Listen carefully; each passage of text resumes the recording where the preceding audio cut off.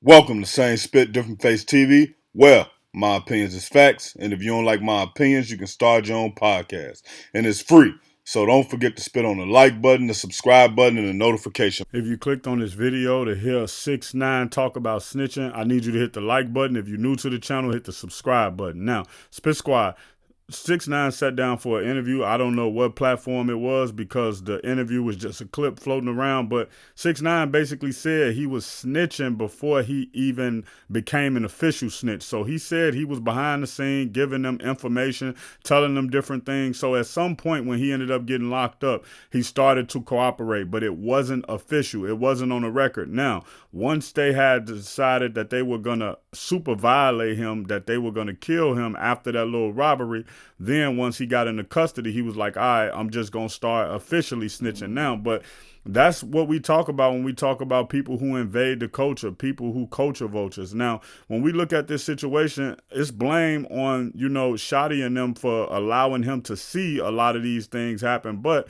when you get in these positions and you understand that you the big homie, you looking at it like, yo, we done put him down on the hood. We showing him love. He rock with us. We rock with him. We holding him down. What reason would he have to go against us or talk to the cops? And in the reality of life, you can't take those chances. So the best thing to do is get out the streets. The second best thing to do is never get in the streets, or that should be the first thing to do. But the third thing is, if you are in the streets and you're dealing with somebody who may not be in the streets or may not be built for the streets, what you actually need to do is just sit back, relax, and let everything play out. And just be cool, man. And don't have that person around any criminal activity, because people who go to jail and don't snitch, they don't snitch because it's embedded in them. They be like, yo, every day they told you don't snitch, you don't snitch, you don't snitch, stop snitching, stop telling. You a tattletale. Don't nobody like tattletales. And they become embedded in them. Now, that's not to say that some people don't end up doing it, but you have more likelihood of a person who really tapped in with the streets, a person who maybe went through the juvenile detention center, a person who was groomed by other street guys to understand how the streets go. Because a lot of people, when they go to jail, they've been going to jail for so long that since juvenile, once they start getting a big jail, they start knowing, this person from over there, that person from over there, this person I know from here.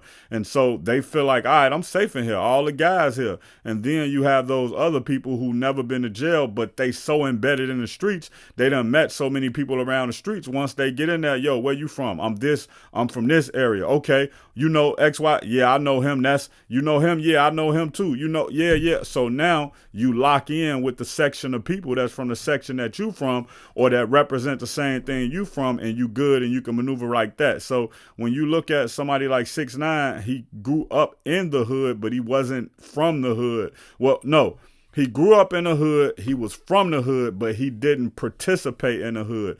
He didn't adapt the street lifestyle. And it's a lot of people who out here playing street. It's a lot of people who be outside every day with the street guys, but they not selling drugs. They going to do a 9 to 5. It's a lot of people who be out here on the block, just kicking the bobos, while people holding guns, they don't have a gun on them, and they confuse that with them being street, but they not really street. They just hang around the people who street. So that's crazy though. To hear that 6ix9ine say that he had been snitching is a wild story.